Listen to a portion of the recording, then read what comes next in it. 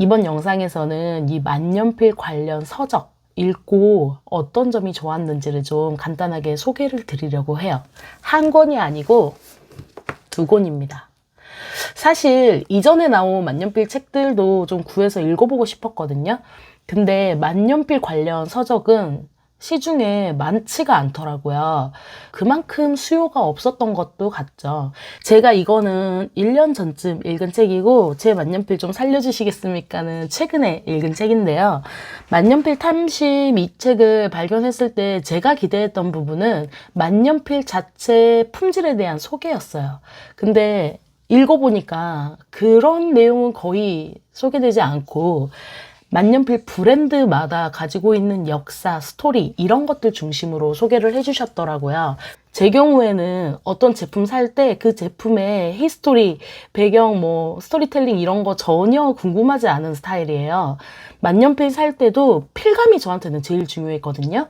관심이 없다고 완전히 문외한으로 그냥 제껴놓고 만년필을 쓰는 것보다 이렇게 책으로 나와 있는 내용을 한번 쭉 읽어보는 거 자체가 재미가 또 있더라고요. 게다가 이 책에 소개되는 만년필들은 최근에 출시되는 그냥 우리가 언제 들어가도 구입해 볼 수 있는 그런 모델들이 아니고요. 예전에 단종됐거나 예전에 인기를 얻었던 모델들에 대한 역사를 소개를 하고 있어요.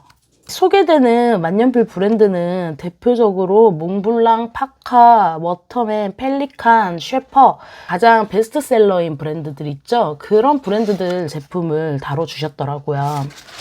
제가 관심을 갖는 부분은 아니었지만 읽으면서 내내 재밌었고 신선했고 또 그리고 흥미가 생겼어요. 물론 다 읽고 나서 이거에 대해서 좀 더 알아봐야겠다 이런 마음은 또 안 들더라고요. 이거는 그냥 제 성향이니까 아마 그 만년필 브랜드의 역사가 궁금하셨거나 그 배경 스토리 그리고 얼마나 인기 있는 제품들을 보유하고 있었는지 이런 것들에 관심이 있으셨다면 충분히 재밌게 읽으실 수 있을 것 같아요. 제목이 제 만년필 좀 살려주시겠습니까? 잖아요. 사실 제가 기대했던 내용은 만년필을 직접 셀프 수리할 수 있는 노하우가 좀 있기를 바랬어요. 근데 정작 읽어보니까 만년필 수리 팁에 대해서는 거의 내용이 없더라고요. 이 김덕래 작가님은 집념과 정성으로 만년필을 수리를 하시는 것 같더라고요. 도구는 오직 두 손. 손톱을 세우고 눕혀 펜촉을 휘고 펴니다. 연한 펜촉보다 강한 금속 도구는 절대 사용하면 안 됩니다. 수리하다 보면 손톱 끝이 조금씩 깨져 우둘투둘해집니다. 짧으면 도구로서 제 기능을 못하고 길면 힘 받을 때 휘어져 곤란합니다. 자주 깎아 손톱 끝을 반듯하고 적당하게 유지해야 합니다. 유일한 수리 도구니까요. 이분은 10년 넘게 온라인으로 만년필 수리 의뢰를 받아서 택배로 그 제품을 받아서 꼼꼼하게 수리해서 시필 길들이기까지 어느 정도 해서 보내주시는 것 같더라고요. 대체로 손 아니면 세척액. 처음에는 약간 실망스러웠어요. 노하우가 있을 줄 알았는데. 근데 계속 읽다 보니까 뭔가 이분만의 철학과 그 장인정신 같은 게 느껴져서 이 만년필을 수리해달라고 맡긴 분들의 스토리에 더 마음이 끌렸어요. 이 책에 전체적으로 계속 반복되는 내용이 있어요. 정상적인 만년필은 손에 힘을 빼고 써도 잉크 흐름이 끊기지 않아야 합니다. 펜촉이 종이를 거칠게 긁지 말아야 합니다. 그리고 만년필이 볼펜처럼 꾹꾹 눌러야만 잉크가 나온다면 밸런스가 틀어진 상태가 아닌지를 살펴봐야 합니다. 값싼 펜은 잘 안 나와도 그럴 수 있지만 값 나가는 펜은 절대 그런 일이 생기면 안 된다는 말은 옳지 않습니다. 가격을 떠나 모든 펜은 잘 나와야 합니다. 이런 내용들이 저한테 좀 힘이 돼줬어요. 첫 번째로는 그러니까 오래 길들여서 품질 좋은 만년필로 고쳐야 하는 건가 아니면 원래 만년필이라는 게 이런 건가 좀 혼란스러웠거든요. 근데 이 책을 읽으면서 내가 길들여서 써야 되는 거구나 라는 생각이 들었던 거고요. 또 두 번째로는 아주 간단하게라도 기본적인 수리를 조금 해서 써봐야겠다라는 생각이 들었어요. 그래서 최근에 제가 자꾸 흐름이 박하고 너무 글씨가 안 써지는 닙은 닙 사이에 코팅된 종이 같은 거를 끼워서 닙 사이 간격을 좀 벌리려고 해봤다고 영상에 설명하곤 했었잖아요. 그런 노력이 이 책을 읽고 나서 시작됐던 거예요. 근데 그렇게 하고 나니까 진짜 최악이었던 만년필이 그래도 어느 정도는 쓸만하게 바뀌는 걸 경험할 수 있더라고요. 그리고 또 제가 이전 영상에서 이 홍디안 만년필 소개할 때 처음에는 진짜 필감이 너무 좋았는데 한번 다 쓰고 세척해서 다시 쓰려고 보니까 펜 쪽의 필감이 너무 거칠어졌다라고 설명한 적이 있었잖아요. 그 문제가 저만 겪는 문제가 아니더라고요. 어느 정도의 만년필은 원래 그렇다는 거예요. 떨어뜨리기는커녕 한 방 밖으로 가지고 나간 적도 없어요. 도대체 왜 이렇게 첫 획이 불안정한지 모르겠어요. 이유를 알아야 조심이라도 할 텐데 언제 또 말썽 부릴지 몰라서 불안해요. 왜 그런 걸까요? 라고 의뢰하신 분이 물어보셨더니 작가님이 만년필이라는 도구가 지닌 까다로운 특성이에요. 제 펜도 가끔 특별한 이유 없이 안 나오기도 하고 그래요. 눈으로는 알 수 없는 아주 작은 차이가 필기에 영향을 미치기도 하는 게 사실이에요. 깊게 생각하지 말고 이 펜이 진짜 내 것이 되기 위한 과정이구나 하고 생각하는 게 속 편해요. 이 책에 실린 내용들은 전체적으로 작가님께 만년필 수리해달라고 의뢰해주신 분들이 어떤 사연을 가지고 있는지, 그리고 의뢰받아서 수리한 그 만년필들이 어떤 역사를 가지고 있는지를 조금씩 함께 소개를 해주는데요. 책을 보고 가장 크게 반성한 점이 그거였어요.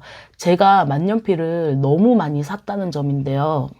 여기 소개되는 사연들을 보면 만년필 하나하나에 고쳐서 오래오래 애정하면서 쓸 수밖에 없는 사연을 가진 분들이 꽤 있더라고요. 사실 저는 그런 게 없었거든요.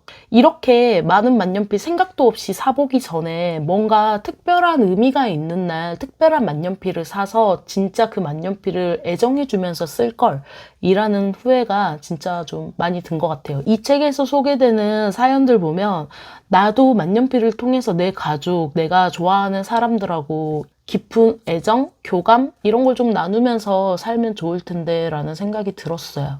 그래서 대체로 좋았어요. 처음부터 끝까지 읽는 내내 좋았던 것 같아요.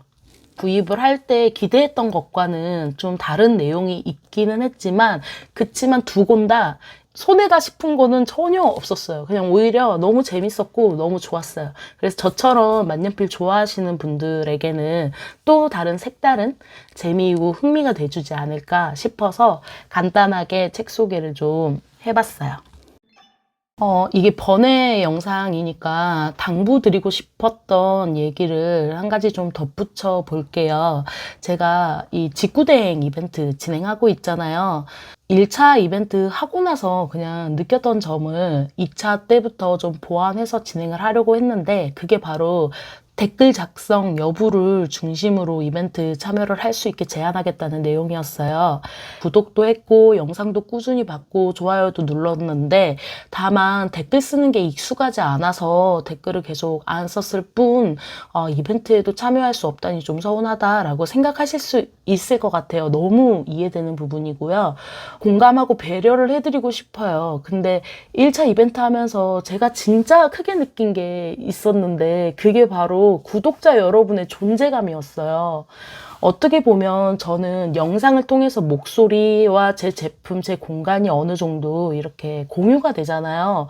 제 존재감이 어떻게 보면은 눈에 확인이 되는 거잖아요. 근데 시청자분들의 존재는 구독자 수가 있기는 하지만 댓글 같은 걸로 보여주지 않으시면 진짜 저한테는 유령 같은 존재예요. 보이지 않는 존재예요. 다들 직구가 어려워서 이 이벤트에 참여를 하신 거라 그 과정을 조금 모르실 수 있는데 타오바오 직구 신청해서 배송 받기까지 생각보다 신경 써야 되는 과정이 많아요. 계속 모니터링도 해야 되고 제품 잘 도착했는지 확인해야 되고 주문하고 그거 전부 다 입력해서 신청을 해야 되고 뭐 이런저런 복잡한 내용들이 있고 배송 받아서 제가 또 주문 들어온 거 맞춰가지고 다 세팅해서 택배로 싸서 또 한 5분 정도 거리에 편의점이 있는데 편의점까지 가지고 가서 그거 다 접수해서 보내야 되고 업무 시간 중에 해야 되는 일이란 말이에요. 물론 개인 시간 쪼개서 할 수도 있지만 제가 거주지하고 사무실이랑 지금 좀 30분 정도 차이가 나고 하다 보니까 업무 시간 중에 이거를 또 해결을 해야 된단 말이에요. 저는 제가 몸을 움직여서 이것들을 다 해야 되는데 노트를 받고 나서도 가타부타 말씀이 없는 분들도 있으셨어요. 그런 분들한테는 제가 몸을 움직여서 이렇게 이틀 꼬박 시간을 써서 해드린 이벤트인데 뭔가 허무한 이벤트를 한 것 같다라는 기분이 지워지질 않는 거예요. 그래서 정말 고민하다가 뭔가 나도 눈앞에 존재감이 느껴지는 분들에게 이런 수고로움을 감내하고 싶다라는 생각이 좀 들었어요. 그래서 제안을 뒀던 거예요. 그걸 너무 서운하게 생각하지 않으셨으면 좋겠어요. 제가 어떤 마음에서 그 댓글 참여도를 기준으로 하게 되었는지를 좀 이해해 주셨으면 좋겠고요. 제 영상 보시고 나는 써봤는데 이런 점이 이랬던 것 같고 그 부분은 나도 공감하고 이 부분은 약간 제품 차이가 있는 것 같고 이런 소통을 좀 하면 저도 영상 올리면서 배우고 구독자분들도 영상 보시면서 뭔가 더 실질적인 도움을 얻지 않으실까 싶어요. 그래서 제가 댓글 참여도를 좀 중요하게 보는 거니까 어느 정도 좀 양해해 주시고 참여해 주시면 감사하겠어요. 서운하셨을까봐 제가 또 변명을 덧붙여 봅니다.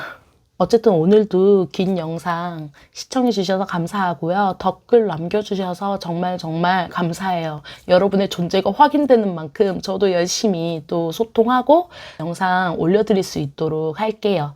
감사합니다. 좋은 밤 보내세요.